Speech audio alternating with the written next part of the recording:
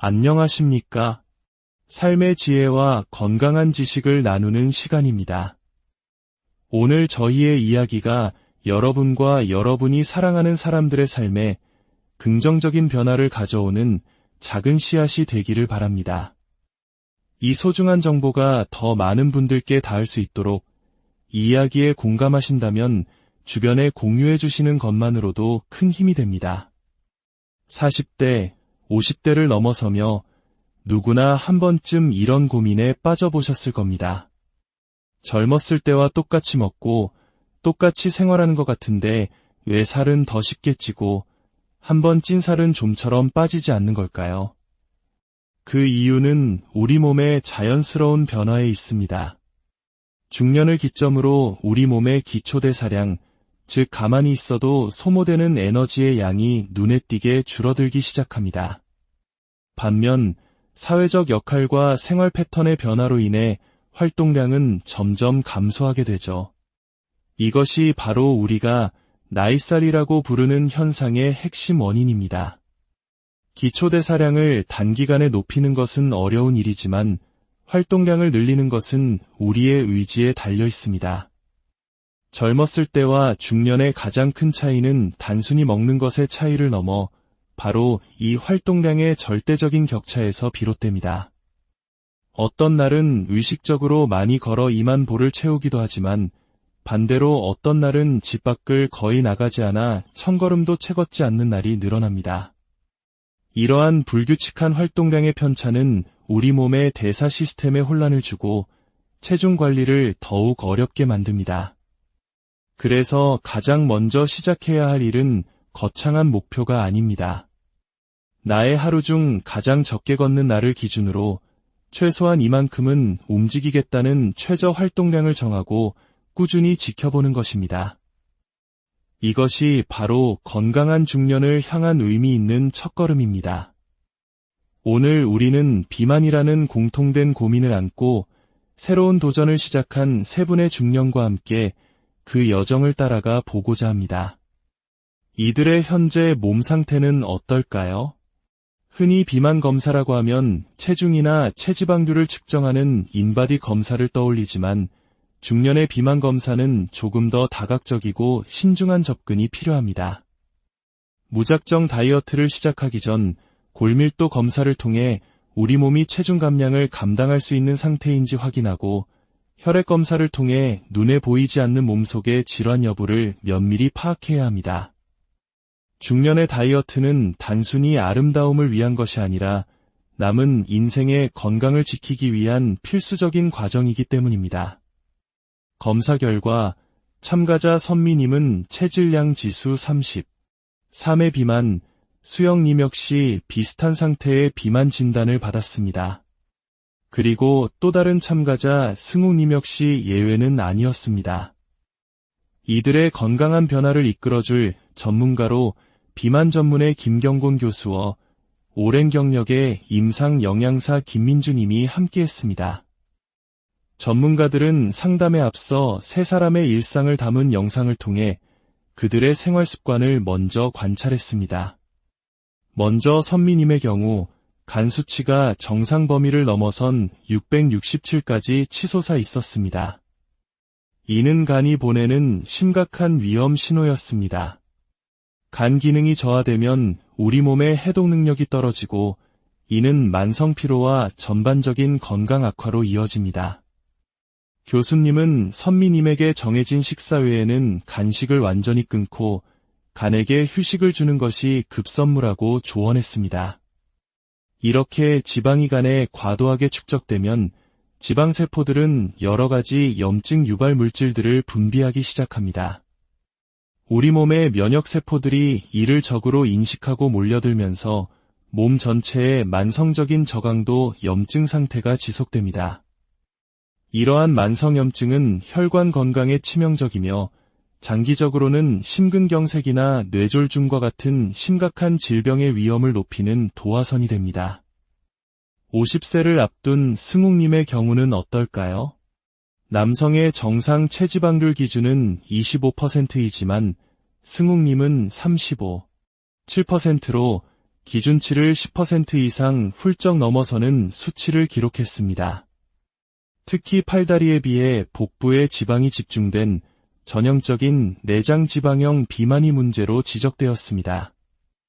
승욱님의 또 다른 문제는 음식 중독 경향이었습니다. 우리가 맛있는 음식을 먹으면 뇌에서는 도파민이라는 신경 전달 물질이 분비되어 행복감과 만족감을 느끼게 합니다. 하지만 비만인 분들의 뇌를 검사해보면 이 도파민에 대한 반응이 약해져 있는 경우가 많습니다. 즉, 같은 양의 음식을 먹어도 예전만큼의 기쁨을 느끼지 못하기 때문에 더 강한 자극을 얻기 위해 더 많이, 더 자극적인 음식을 찾게 되는 악순환에 빠지기 쉽습니다. 이것이 바로 음식 중독이 비만과 뗄 수 없는 관계인 이유입니다. 한편 혼자 생활하는 수영님은 불규칙한 식사와 영양의 불균형이 심각했습니다. 단순히 배를 채우기 위한 식사는 만족감을 주지 못하고 이로 인한 공허함을 채우기 위해 중간중간 간식을 찾는 습관이 굳어져 있었습니다. 더불어 수영님은 갱년기를 겪으며 감정 기복이 심해지고 우울감을 호소했습니다. 갑자기 식욕이 폭발하거나 완전히 사라지고 수면 장애를 겪는 등의 증상은 단순한 갱년기 증상을 넘어 우울증의 신호일 수 있습니다. 중년의 비만은 이처럼 신체적 문제뿐만 아니라 호르몬의 변화와 심리적 요인이 복합적으로 작용하는 경우가 많아 다각적인 접근이 필수적입니다. 따라서 수영님의 솔루션에는 심리 상담이 함께 포함되었습니다. 다이어트의 성공은 팔알이 식단 관리에 달려있다고 해도 과언이 아닙니다.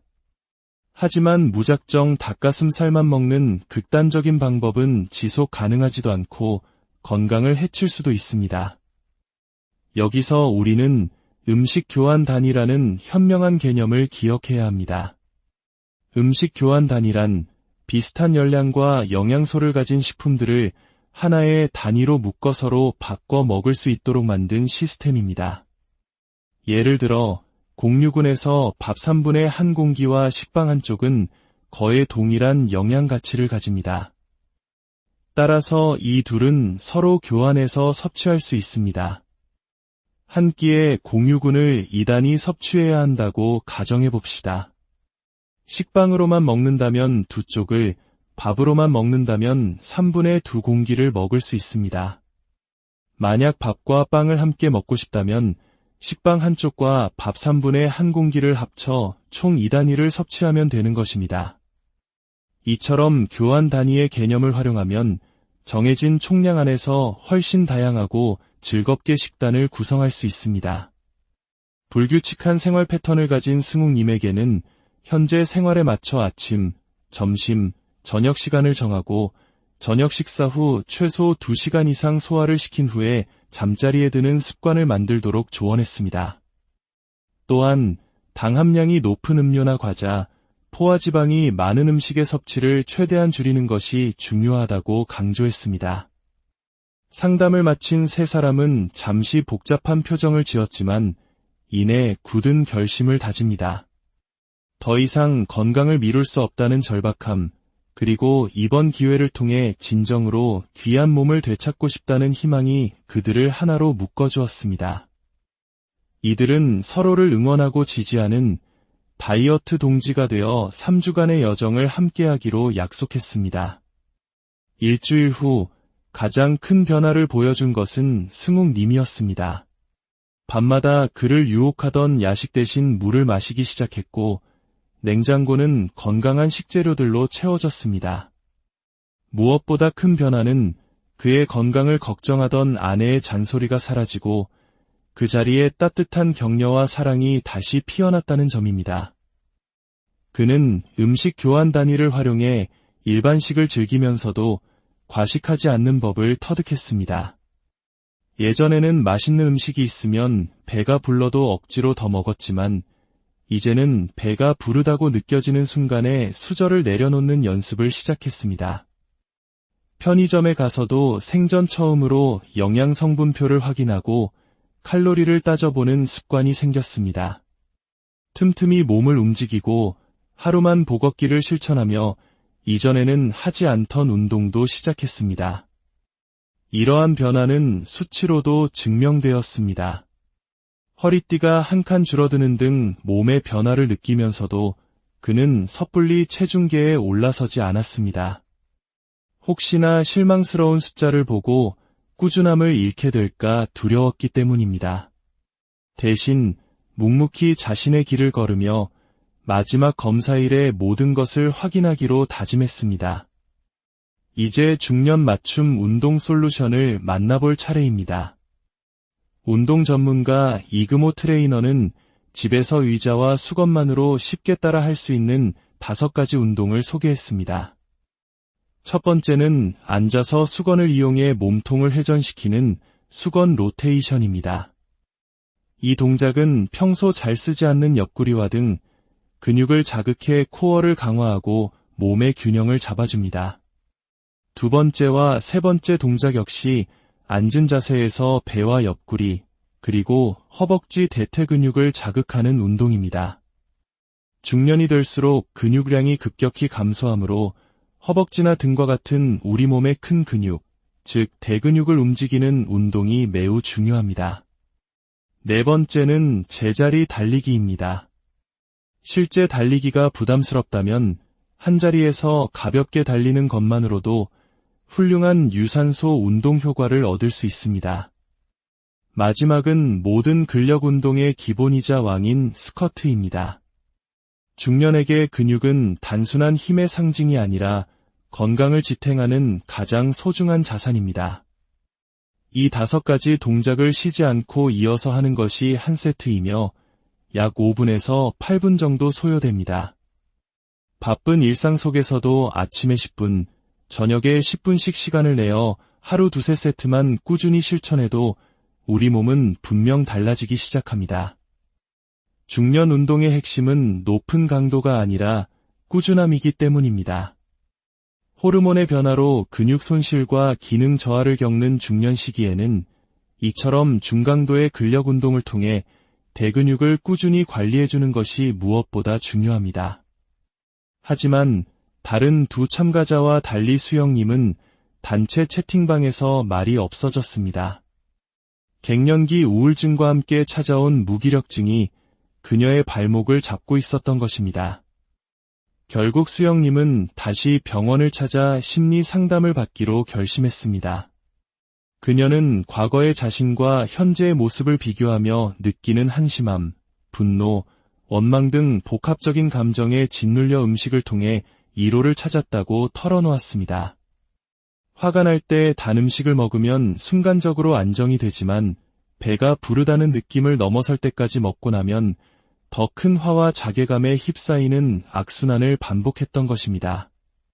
우리가 스트레스를 받으면 뇌하수체에서는 부신피질 자극 호르몬이, 그리고 부신에서는 스트레스 호르몬인 코티솔이 분비됩니다.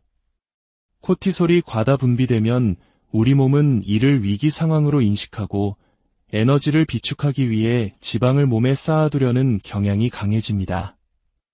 이것이 스트레스를 받으면 유독 달고 기름진 음식이 당기고 쉽게 살이 찌는 과학적인 이유입니다. 특히 정서적으로 불안정할 때는 고당, 고지방 음식을 찾게 되고 이는 다시 뇌의 보상 회로를 자극해 중독적인 악순환을 만듭니다. 중년의 비만은 이처럼 유전적 요인, 성장기 식습관, 활동량, 체질, 그리고 정서적 문제까지 매우 복합적으로 얽혀있기 때문에 어느 한 부분만 봐서는 해결할 수 없습니다. 심리상담 후 수영님은 자신의 문제를 정면으로 마주할 용기를 얻었고 다시 채팅방에 자신의 식단과 운동을 올리기 시작했습니다. 서로가 서로에게 힘이 되어주고 칭찬을 주고받으며 세 사람은 길고 힘든 다이어트의 시간을 함께 견뎌냈습니다. 그렇다면 중년 다이어트에 성공한 사람들은 어떤 비결을 가지고 있을까요?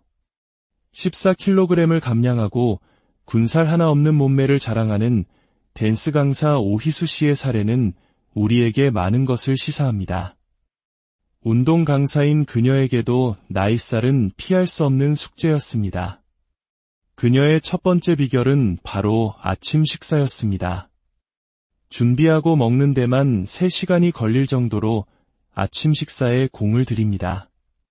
특히 견과류는 종류별로 꼼꼼하게 개수를 세어 먹고 앞서 이야기한 6가지 식품군을 모두 골고루 챙겨 먹습니다.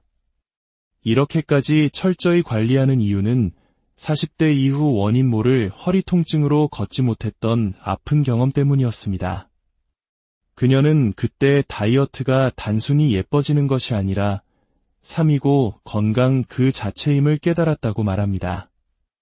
그녀의 두 번째 비결은 욕심내지 않는 것이었습니다. 조급해하지 않고 격한 운동 대신 좋아하는 댄스를 즐기며 천천히 식단을 바꿔나갔습니다.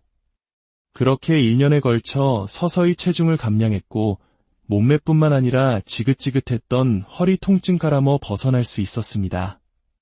식사 습관에도 비결이 숨어 있습니다. 그녀는 식사할 때 항상 바른 자세를 유지하고 이른바 거꾸로 식사법을 실천합니다. 과일과 채소를 가장 먼저 먹어 포만감을 주고 단백질, 그리고 탄수화물인 밥은 가장 나중에 먹는 방식입니다. 이는 혈당이 급격하게 오르는 것을 막아주고 자연스럽게 전체 식사량을 조절하는 데 도움을 줍니다. 이처럼 좋은 습관들이 쌓여 지금의 그녀를 만든 것입니다. 마침내 3주간의 여정이 끝나고 최종 검사의 날이 밝았습니다. 가장 먼저 체중계에 오른 승욱님. 결과는 놀라웠습니다. 3주 만에 무려 5kg을 감량하며 9kg을 기록했습니다. 비만과 합병증이 고민이었던 선미님은 어땠을까요? 일주일에 5kg, 3주간 5kg 정도가 표준적인 감량 목표였지만 그녀는 6kg 감량에 성공했습니다. 마지막으로 수영님. 그녀는 3kg 감량으로 수치상으로는 가장 적게 빠져 표정이 어두웠습니다. 하지만 결과지를 본 의사 선생님의 얼굴에는 미소가 번졌습니다. 체중 감량폭은 적었지만 체지방이 줄고 근육량이 무려 3kg이나 늘어났기 때문입니다. 이는 가장 이상적이고 건강한 신체 변화였습니다. 더욱 놀라운 것은 몸속의 변화였습니다. 선미님의 경우 667에 달했던 미세 단백뇨 수치가 360으로 절반 가까이 줄어들었습니다. 약을 먹지 않았는데도 생활습관 개선만으로 혹사당했던 췌장의 기능이 되살아나고 혈당 수치가 눈에 띄게 좋아졌습니다. 승욱님 역시 복부 지방이 현저하게 줄어든 것을 눈으로 확인할 수 있었습니다. 세 사람 모두 각기 다른 방식으로 하지만 분명히 건강을 향한 위대한 첫걸음을 내디딘 것입니다. 최종 상담에서 의사 선생님은 이렇게 강조했습니다. 중년의 다이어트는 한 번에 몇 킬로그램을 빼는 것이 목표가 되어서는 안 됩니다. 비만은 단순히 체중이 많이 나가는 상태가 아니라 과도한 체지방 축적으로 인해 우리 몸의 대사 과정에 이상이 생긴 질병입니다. 따라서 진짜 목적은 망가진 대사 과정을 정상으로 되돌리고 건강을 되찾는 것이어야 합니다. 그런 의미에서 세 분은 생활 습관의 변화가 우리 몸에 얼마나 커다란 긍정적 이점을 가져다 주는지 완벽하게 보여주셨습니다. 세 분은 이제 계속해서 이 건강한 습관을 이어나가겠다고 다짐합니다. 집에서 쉽게 따라했던 간단한 운동이 근육량을 늘리는 놀라운 효과로 나타났다는 사실에 신기해하며 앞으로도 서로를 응원하며 함께 나아가기로 약속했습니다. 나이는 바꿀 수 없지만 나이살은 바꿀 수 있습니다. 그리고 나이가 들수록 건강한 생활 습관이 가져다주는 이익은 젊을 때보다 훨씬 더 뚜렷하게 나타납니다. 중년의 다이어트는 할 수 있다의 문제가 아니라 건강한 노년을 위해 반드시 해야만 하는 과제입니다. 비현실적인 목표 대신 나는 오늘보다 더 건강해지고 싶다는 진정한 목표를 세우십시오. 그 목표를 향해 나아간다면 우리 모두 성공할 수 있습니다. 여러분의 삶이 건강과 행복으로 가득하기를. 안녕하십니까? 삶의 지혜와 건강한 지식을 나누는 시간입니다. 오늘 저희의 이야기가 여러분과 여러분이 사랑하는 사람들의 삶에 긍정적인 변화를 가져오는 작은 씨앗이 되기를 바랍니다. 이 소중한 정보가 더 많은 분들께 닿을 수 있도록 이 이야기에 공감하신다면 주변에 공유해 주시는 것만으로도 큰 힘이 됩니다. 40대, 50대를 넘어서며 누구나 한 번쯤 이런 고민에 빠져보셨을 겁니다. 젊었을 때와 똑같이 먹고 똑같이 생활하는 것 같은데 왜 살은 더 쉽게 찌고 한번 찐 살은 좀처럼 빠지지 않는 걸까요? 그 이유는 우리 몸의 자연스러운 변화에 있습니다. 중년을 기점으로 우리 몸의 기초대사량, 즉 가만히 있어도 소모되는 에너지의 양이 눈에 띄게 줄어들기 시작합니다. 반면 사회적 역할과 생활 패턴의 변화로 인해 활동량은 점점 감소하게 되죠. 이것이 바로 우리가 나이살이라고 부르는 현상의 핵심 원인입니다. 기초대사량을 단기간에 높이는 것은 어려운 일이지만 활동량을 늘리는 것은 우리의 의지에 달려 있습니다. 젊었을 때와 중년의 가장 큰 차이는 단순히 먹는 것의 차이를 넘어 바로 이 활동량의 절대적인 격차에서 비롯됩니다. 어떤 날은 의식적으로 많이 걸어 2만 보를 채우기도 하지만 반대로 어떤 날은 집 밖을 거의 나가지 않아 1000걸음도 채 걷지 않는 날이 늘어납니다. 이러한 불규칙한 활동량의 편차는 우리 몸의 대사 시스템에 혼란을 주고 체중 관리를 더욱 어렵게 만듭니다. 그래서 가장 먼저 시작해야 할 일은 거창한 목표가 아닙니다. 나의 하루 중 가장 적게 걷는 날을 기준으로 최소한 이만큼은 움직이겠다는 최저 활동량을 정하고 꾸준히 지켜보는 것입니다. 이것이 바로 건강한 중년을 향한 의미 있는 첫걸음입니다.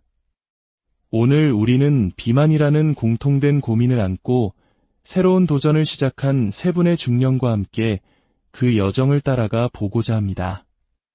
이들의 현재 몸 상태는 어떨까요?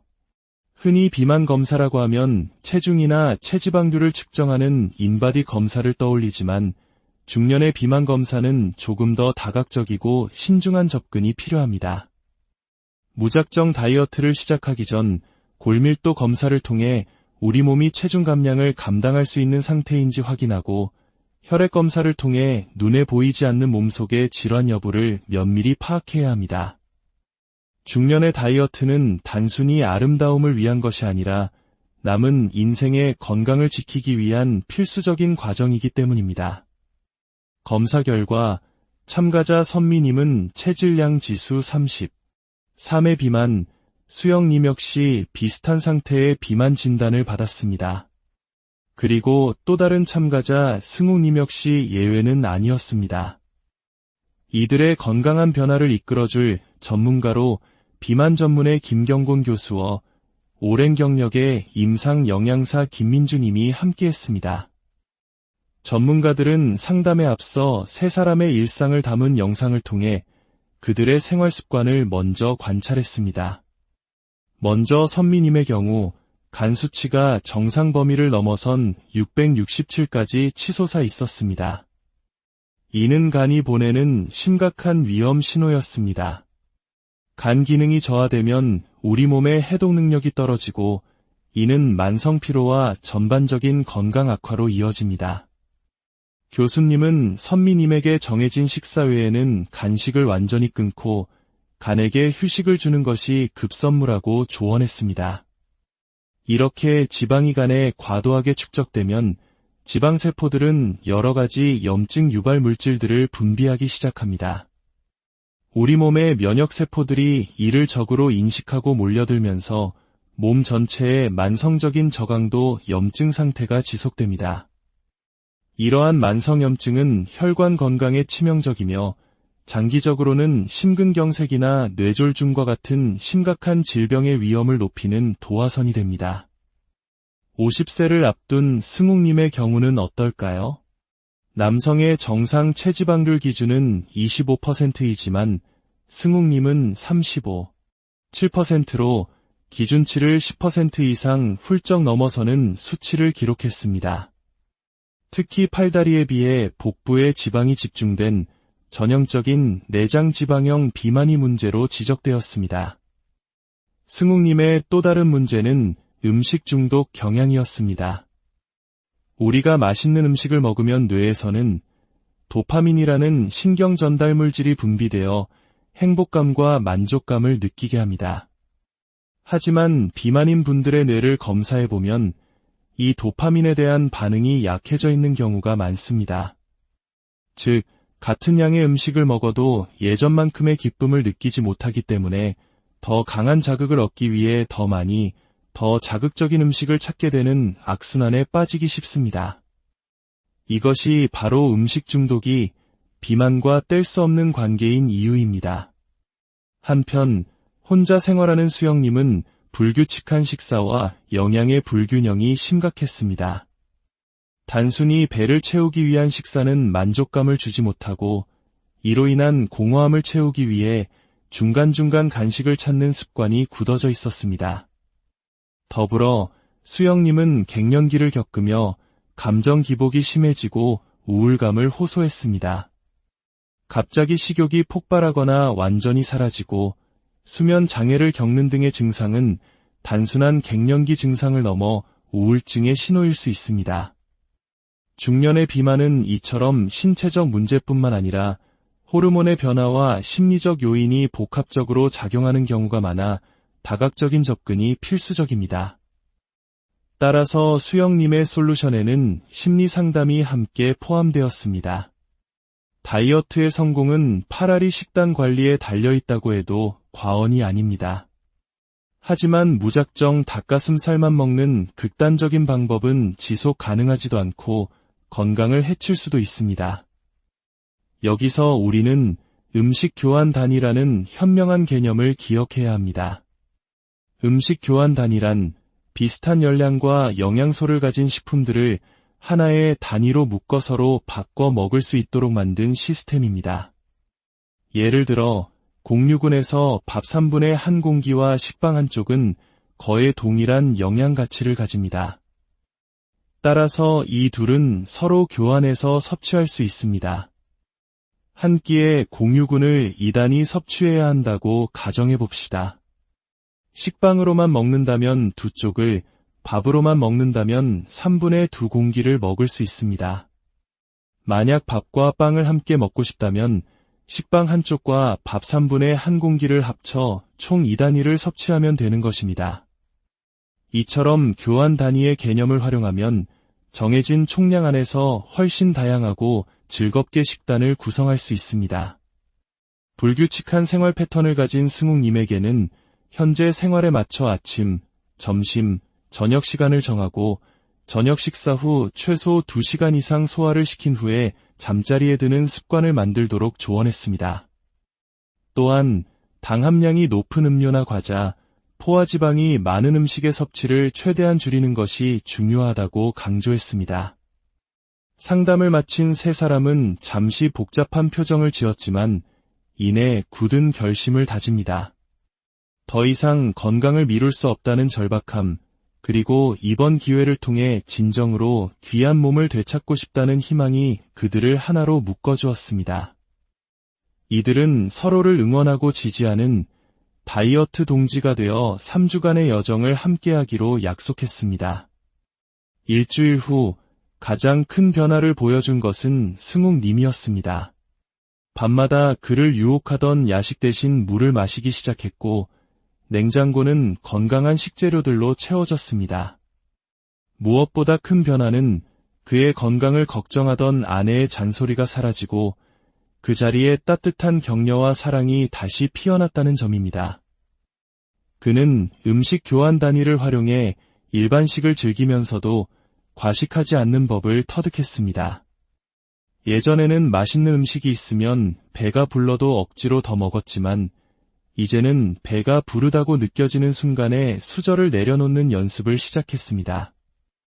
편의점에 가서도 생전 처음으로 영양 성분표를 확인하고 칼로리를 따져보는 습관이 생겼습니다.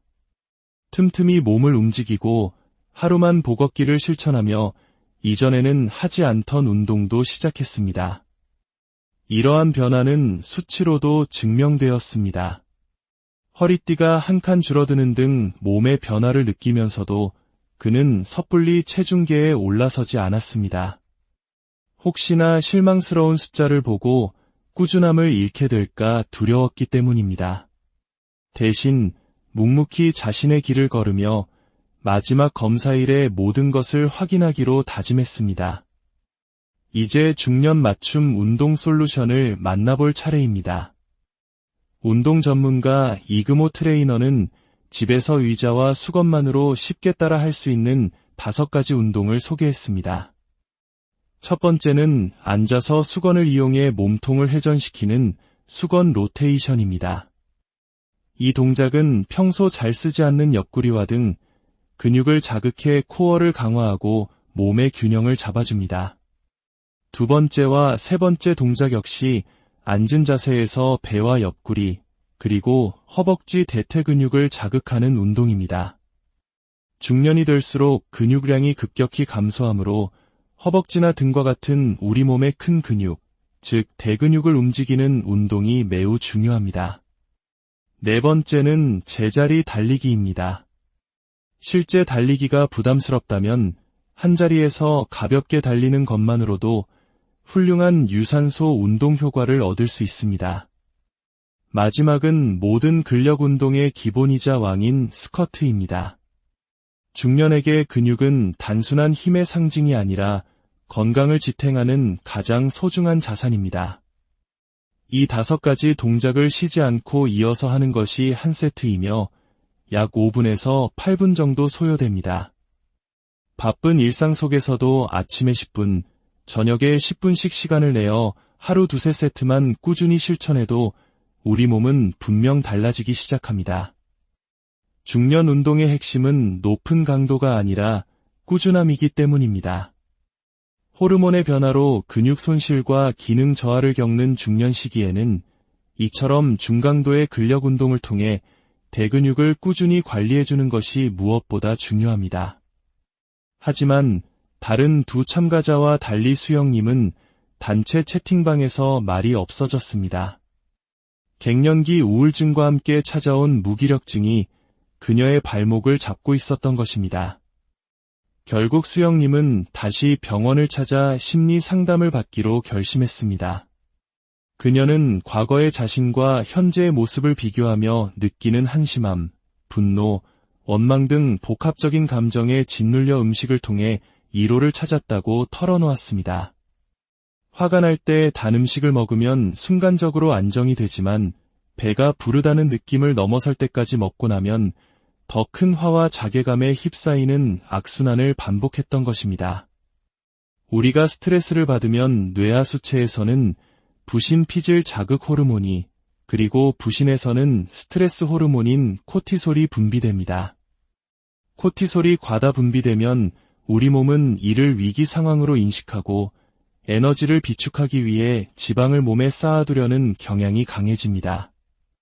이것이 스트레스를 받으면 유독 달고 기름진 음식이 당기고 쉽게 살이 찌는 과학적인 이유입니다. 특히 정서적으로 불안정할 때는 고당, 고지방 음식을 찾게 되고 이는 다시 뇌의 보상 회로를 자극해 중독적인 악순환을 만듭니다. 중년의 비만은 이처럼 유전적 요인, 성장기 식습관, 활동량, 체질, 그리고 정서적 문제까지 매우 복합적으로 얽혀있기 때문에 어느 한 부분만 봐서는 해결할 수 없습니다. 심리상담 후 수영님은 자신의 문제를 정면으로 마주할 용기를 얻었고 다시 채팅방에 자신의 식단과 운동을 올리기 시작했습니다. 서로가 서로에게 힘이 되어주고 칭찬을 주고받으며 세 사람은 길고 힘든 다이어트의 시간을 함께 견뎌냈습니다. 그렇다면 중년 다이어트에 성공한 사람들은 어떤 비결을 가지고 있을까요? 14kg을 감량하고 군살 하나 없는 몸매를 자랑하는 댄스 강사 오희수 씨의 사례는 우리에게 많은 것을 시사합니다. 운동 강사인 그녀에게도 나이살은 피할 수 없는 숙제였습니다. 그녀의 첫 번째 비결은 바로 아침 식사였습니다. 준비하고 먹는 데만 3시간이 걸릴 정도로 아침 식사에 공을 들입니다. 특히 견과류는 종류별로 꼼꼼하게 개수를 세어 먹고 앞서 이야기한 6가지 식품군을 모두 골고루 챙겨 먹습니다. 이렇게까지 철저히 관리하는 이유는 40대 이후 원인 모를 허리 통증으로 걷지 못했던 아픈 경험 때문이었습니다. 그녀는 그때 다이어트가 단순히 예뻐지는 것이 아니라 삶이고 건강 그 자체임을 깨달았다고 말합니다. 그녀의 두 번째 비결은 욕심내지 않는 것이었습니다. 조급해하지 않고 격한 운동 대신 좋아하는 댄스를 즐기며 천천히 식단을 바꿔나갔습니다. 그렇게 1년에 걸쳐 서서히 체중을 감량했고 몸매뿐만 아니라 지긋지긋했던 허리 통증 가라머 벗어날 수 있었습니다. 식사 습관에도 비결이 숨어 있습니다. 그녀는 식사할 때 항상 바른 자세를 유지하고 이른바 거꾸로 식사법을 실천합니다. 과일과 채소를 가장 먼저 먹어 포만감을 주고 단백질, 그리고 탄수화물인 밥은 가장 나중에 먹는 방식입니다. 이는 혈당이 급격하게 오르는 것을 막아주고 자연스럽게 전체 식사량을 조절하는 데 도움을 줍니다. 이처럼 좋은 습관들이 쌓여 지금의 그녀를 만든 것입니다. 마침내 3주간의 여정이 끝나고 최종 검사의 날이 밝았습니다. 가장 먼저 체중계에 오른 승욱님. 결과는 놀라웠습니다. 3주 만에 무려 5kg을 감량하며 89.9kg을 기록했습니다. 비만과 합병증이 고민이었던 선미님은 어땠을까요? 일주일에 0.5kg, 3주간 1.5kg 정도가 표준적인 감량 목표였지만 그녀는 2.6kg 감량에 성공했습니다. 마지막으로 수영님. 그녀는 1.3kg 감량으로 수치상으로는 가장 적게 빠져 표정이 어두웠습니다.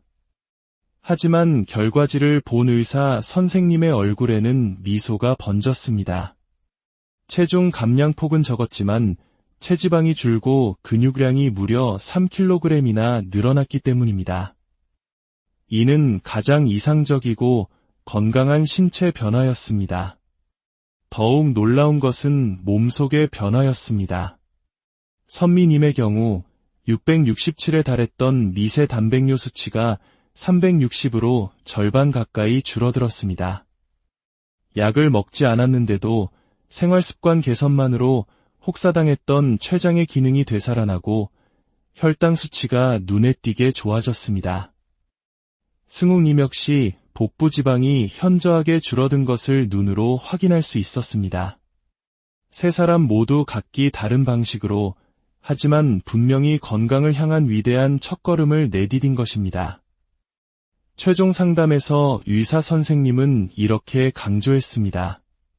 중년의 다이어트는 한 번에 몇 킬로그램을 빼는 것이 목표가 되어서는 안 됩니다. 비만은 단순히 체중이 많이 나가는 상태가 아니라 과도한 체지방 축적으로 인해 우리 몸의 대사 과정에 이상이 생긴 질병입니다. 따라서 진짜 목적은 망가진 대사 과정을 정상으로 되돌리고 건강을 되찾는 것이어야 합니다. 그런 의미에서 세 분은 생활 습관의 변화가 우리 몸에 얼마나 커다란 긍정적 이점을 가져다 주는지 완벽하게 보여주셨습니다. 세 분은 이제 계속해서 이 건강한 습관을 이어나가겠다고 다짐합니다. 집에서 쉽게 따라했던 간단한 운동이 근육량을 늘리는 놀라운 효과로 나타났다는 사실에 신기해하며 앞으로도 서로를 응원하며 함께 나아가기로 약속했습니다. 나이는 바꿀 수 없지만 나이살은 바꿀 수 있습니다. 그리고 나이가 들수록 건강한 생활 습관이 가져다주는 이익은 젊을 때보다 훨씬 더 뚜렷하게 나타납니다. 중년의 다이어트는 할 수 있다의 문제가 아니라 건강한 노년을 위해 반드시 해야만 하는 과제입니다. 비현실적인 목표 대신 나는 오늘보다 더 건강해지고 싶다는 진정한 목표를 세우십시오. 그 목표를 향해 나아간다면 우리 모두 성공할 수 있습니다. 여러분의 삶이 건강과 행복으로 가득하기를. 안녕하십니까? 삶의 지혜와 건강한 지식을 나누는 시간입니다. 오늘 저희의 이야기가 여러분과 여러분이 사랑하는 사람들의 삶에 긍정적인 변화를 가져오는 작은 씨앗이 되기를 바랍니다.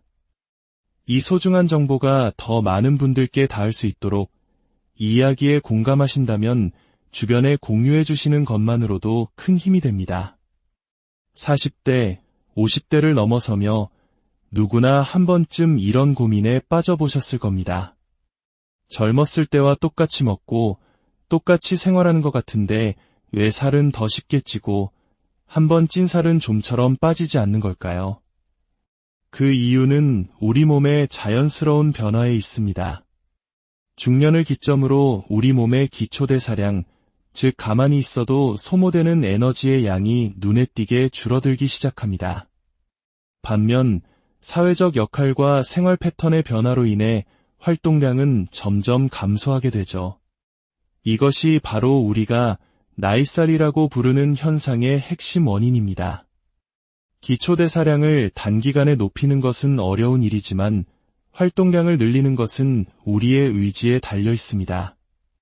젊었을 때와 중년의 가장 큰 차이는 단순히 먹는 것의 차이를 넘어 바로 이 활동량의 절대적인 격차에서 비롯됩니다. 어떤 날은 의식적으로 많이 걸어 2만 보를 채우기도 하지만 반대로 어떤 날은 집 밖을 거의 나가지 않아 1000걸음도 채 걷지 않는 날이 늘어납니다. 이러한 불규칙한 활동량의 편차는 우리 몸의 대사 시스템에 혼란을 주고 체중 관리를 더욱 어렵게 만듭니다. 그래서 가장 먼저 시작해야 할 일은 거창한 목표가 아닙니다. 나의 하루 중 가장 적게 걷는 날을 기준으로 최소한 이만큼은 움직이겠다는 최저 활동량을 정하고 꾸준히 지켜보는 것입니다. 이것이 바로 건강한 중년을 향한 의미 있는 첫걸음입니다.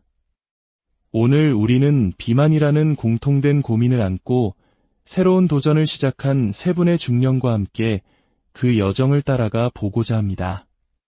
이들의 현재 몸 상태는 어떨까요?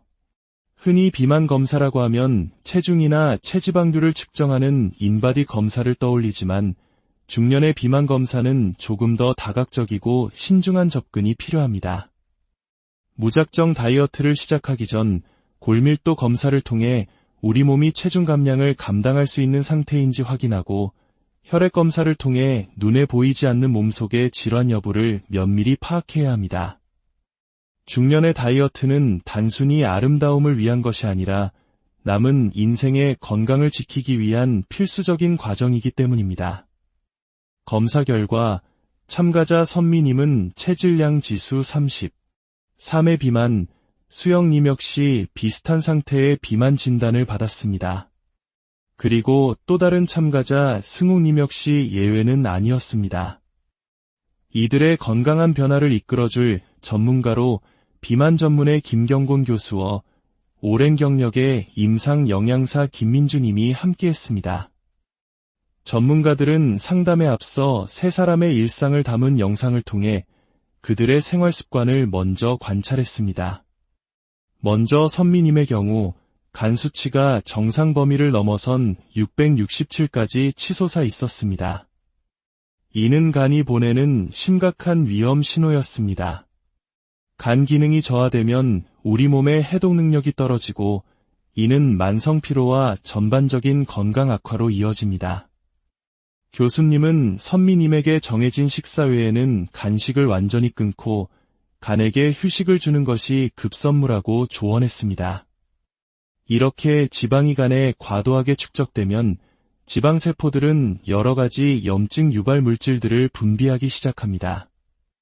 우리 몸의 면역세포들이 이를 적으로 인식하고 몰려들면서 몸 전체의 만성적인 저강도 염증 상태가 지속됩니다. 이러한 만성염증은 혈관 건강에 치명적이며 장기적으로는 심근경색이나 뇌졸중과 같은 심각한 질병의 위험을 높이는 도화선이 됩니다.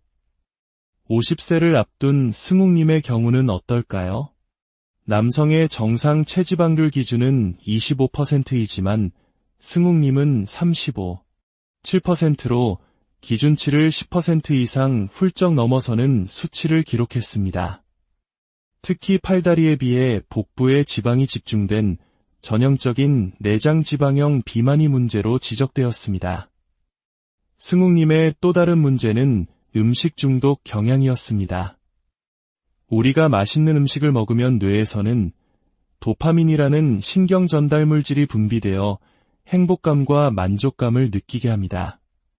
하지만 비만인 분들의 뇌를 검사해보면 이 도파민에 대한 반응이 약해져 있는 경우가 많습니다. 즉, 같은 양의 음식을 먹어도 예전만큼의 기쁨을 느끼지 못하기 때문에 더 강한 자극을 얻기 위해 더 많이, 더 자극적인 음식을 찾게 되는 악순환에 빠지기 쉽습니다.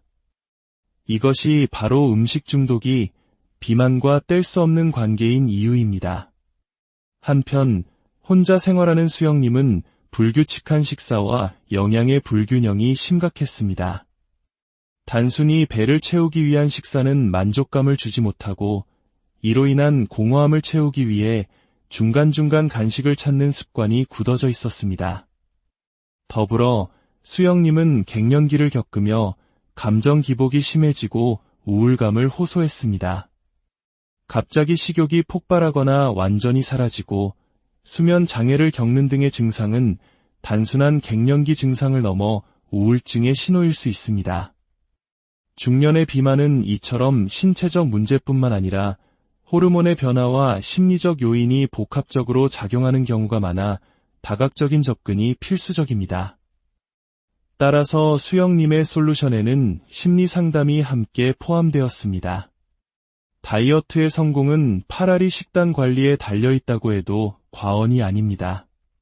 하지만 무작정 닭가슴살만 먹는 극단적인 방법은 지속 가능하지도 않고 건강을 해칠 수도 있습니다. 여기서 우리는 음식 교환 단위라는 현명한 개념을 기억해야 합니다.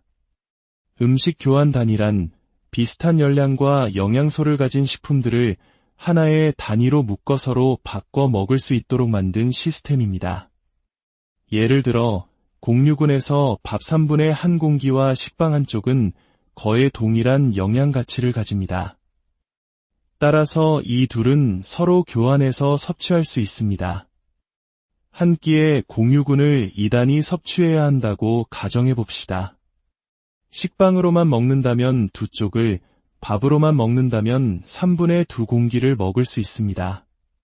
만약 밥과 빵을 함께 먹고 싶다면 식빵 한쪽과 밥 3분의 1 공기를 합쳐 총 2단위를 섭취하면 되는 것입니다. 이처럼 교환 단위의 개념을 활용하면 정해진 총량 안에서 훨씬 다양하고 즐겁게 식단을 구성할 수 있습니다. 불규칙한 생활 패턴을 가진 승욱님에게는 현재 생활에 맞춰 아침, 점심, 저녁 시간을 정하고 저녁 식사 후 최소 2시간 이상 소화를 시킨 후에 잠자리에 드는 습관을 만들도록 조언했습니다. 또한 당 함량이 높은 음료나 과자, 포화지방이 많은 음식의 섭취를 최대한 줄이는 것이 중요하다고 강조했습니다. 상담을 마친 세 사람은 잠시 복잡한 표정을 지었지만 이내 굳은 결심을 다집니다. 더 이상 건강을 미룰 수 없다는 절박함, 그리고 이번 기회를 통해 진정으로 귀한 몸을 되찾고 싶다는 희망이 그들을 하나로 묶어주었습니다. 이들은 서로를 응원하고 지지하는 다이어트 동지가 되어 3주간의 여정을 함께하기로 약속했습니다. 일주일 후 가장 큰 변화를 보여준 것은 승욱님이었습니다. 밤마다 그를 유혹하던 야식 대신 물을 마시기 시작했고 냉장고는 건강한 식재료들로 채워졌습니다. 무엇보다 큰 변화는 그의 건강을 걱정하던 아내의 잔소리가 사라지고 그 자리에 따뜻한 격려와 사랑이 다시 피어났다는 점입니다.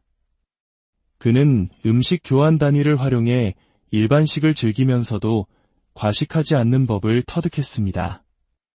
예전에는 맛있는 음식이 있으면 배가 불러도 억지로 더 먹었지만 이제는 배가 부르다고 느껴지는 순간에 수저를 내려놓는 연습을 시작했습니다. 편의점에 가서도 생전 처음으로 영양성분표를 확인하고 칼로리를 따져보는 습관이 생겼습니다. 틈틈이 몸을 움직이고 하루만 보걷기를 실천하며 이전에는 하지 않던 운동도 시작했습니다. 이러한 변화는 수치로도 증명되었습니다. 허리띠가 한 칸 줄어드는 등 몸의 변화를 느끼면서도 그는 섣불리 체중계에 올라서지 않았습니다.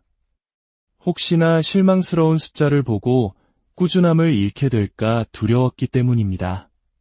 대신 묵묵히 자신의 길을 걸으며 마지막 검사일에 모든 것을 확인하기로 다짐했습니다. 이제 중년 맞춤 운동 솔루션을 만나볼 차례입니다.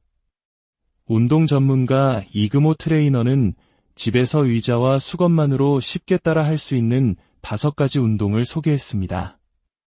첫 번째는 앉아서 수건을 이용해 몸통을 회전시키는 수건 로테이션입니다. 이 동작은 평소 잘 쓰지 않는 옆구리와 등 근육을 자극해 코어를 강화하고 몸의 균형을 잡아줍니다. 두 번째와 세 번째 동작 역시 앉은 자세에서 배와 옆구리, 그리고 허벅지 대퇴 근육을 자극하는 운동입니다.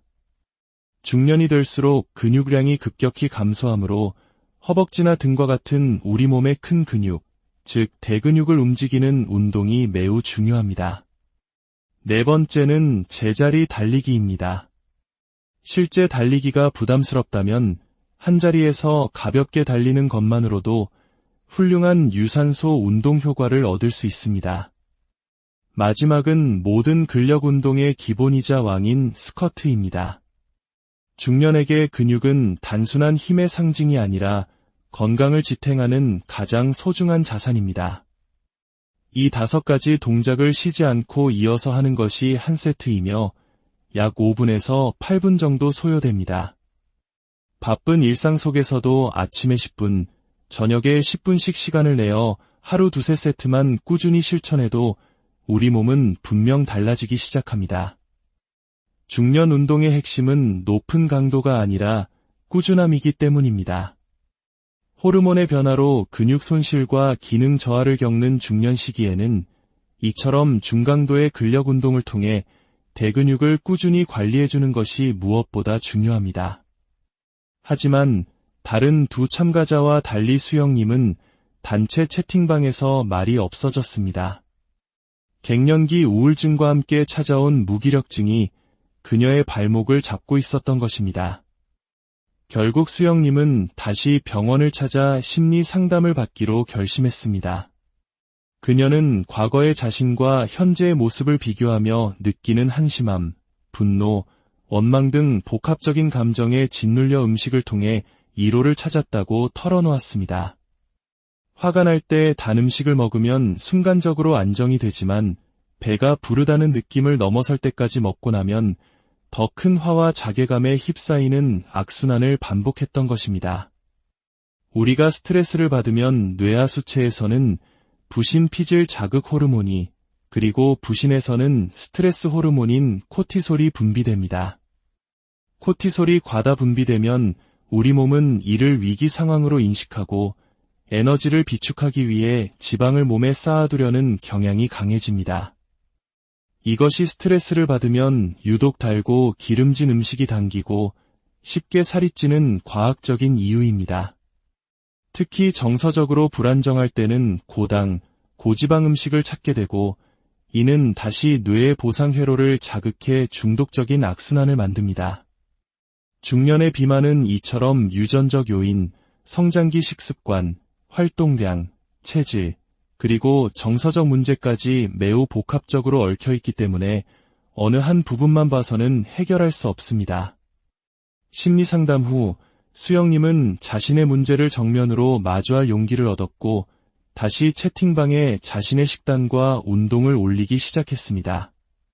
서로가 서로에게 힘이 되어주고 칭찬을 주고받으며 세 사람은 길고 힘든 다이어트의 시간을 함께 견뎌냈습니다. 그렇다면 중년 다이어트에 성공한 사람들은 어떤 비결을 가지고 있을까요? 14kg을 감량하고 군살 하나 없는 몸매를 자랑하는 댄스 강사 오희수 씨의 사례는 우리에게 많은 것을 시사합니다. 운동 강사인 그녀에게도 나이살은 피할 수 없는 숙제였습니다. 그녀의 첫 번째 비결은 바로 아침 식사였습니다. 준비하고 먹는 데만 3시간이 걸릴 정도로 아침 식사에 공을 들입니다. 특히 견과류는 종류별로 꼼꼼하게 개수를 세어 먹고 앞서 이야기한 6가지 식품군을 모두 골고루 챙겨 먹습니다. 이렇게까지 철저히 관리하는 이유는 40대 이후 원인 모를 허리 통증으로 걷지 못했던 아픈 경험 때문이었습니다. 그녀는 그때 다이어트가 단순히 예뻐지는 것이 아니라 삶이고 건강 그 자체임을 깨달았다고 말합니다. 그녀의 두 번째 비결은 욕심내지 않는 것이었습니다. 조급해하지 않고 격한 운동 대신 좋아하는 댄스를 즐기며 천천히 식단을 바꿔나갔습니다. 그렇게 1년에 걸쳐 서서히 체중을 감량했고 몸매뿐만 아니라 지긋지긋했던 허리 통증 가라머 벗어날 수 있었습니다. 식사 습관에도 비결이 숨어 있습니다. 그녀는 식사할 때 항상 바른 자세를 유지하고 이른바 거꾸로 식사법을 실천합니다. 과일과 채소를 가장 먼저 먹어 포만감을 주고 단백질, 그리고 탄수화물인 밥은 가장 나중에 먹는 방식입니다. 이는 혈당이 급격하게 오르는 것을 막아주고 자연스럽게 전체 식사량을 조절하는 데 도움을 줍니다. 이처럼 좋은 습관들이 쌓여 지금의 그녀를 만든 것입니다. 마침내 3주간의 여정이 끝나고 최종 검사의 날이 밝았습니다. 가장 먼저 체중계에 오른 승욱님. 결과는 놀라웠습니다. 3주 만에 무려 5kg을 감량하며 89.9kg을 기록했습니다. 비만과 합병증이 고민이었던 선미님은 어땠을까요? 일주일에 0.5kg, 3주간 1.5kg 정도가 표준적인 감량 목표였지만 그녀는 6kg 감량에 성공했습니다. 마지막으로 수영님. 그녀는 3kg 감량으로 수치상으로는 가장 적게 빠져 표정이 어두웠습니다.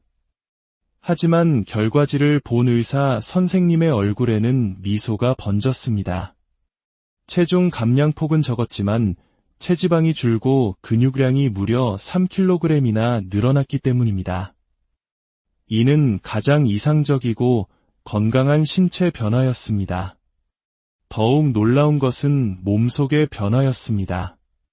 선미님의 경우 667에 달했던 미세 단백뇨 수치가 360으로 절반 가까이 줄어들었습니다. 약을 먹지 않았는데도 생활습관 개선만으로 혹사당했던 췌장의 기능이 되살아나고 혈당 수치가 눈에 띄게 좋아졌습니다. 승욱님 역시 복부 지방이 현저하게 줄어든 것을 눈으로 확인할 수 있었습니다. 세 사람 모두 각기 다른 방식으로 하지만 분명히 건강을 향한 위대한 첫걸음을 내디딘 것입니다. 최종 상담에서 의사 선생님은 이렇게 강조했습니다. 중년의 다이어트는 한 번에 몇 킬로그램을 빼는 것이 목표가 되어서는 안 됩니다. 비만은 단순히 체중이 많이 나가는 상태가 아니라 과도한 체지방 축적으로 인해 우리 몸의 대사 과정에 이상이 생긴 질병입니다. 따라서 진짜 목적은 망가진 대사 과정을 정상으로 되돌리고 건강을 되찾는 것이어야 합니다.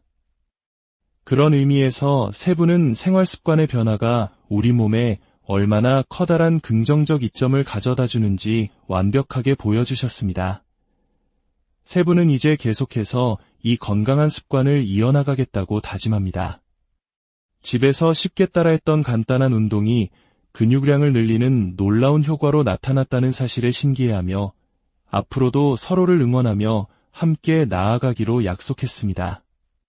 나이는 바꿀 수 없지만 나이살은 바꿀 수 있습니다. 그리고 나이가 들수록 건강한 생활 습관이 가져다주는 이익은 젊을 때보다 훨씬 더 뚜렷하게 나타납니다. 중년의 다이어트는 할 수 있다의 문제가 아니라 건강한 노년을 위해 반드시 해야만 하는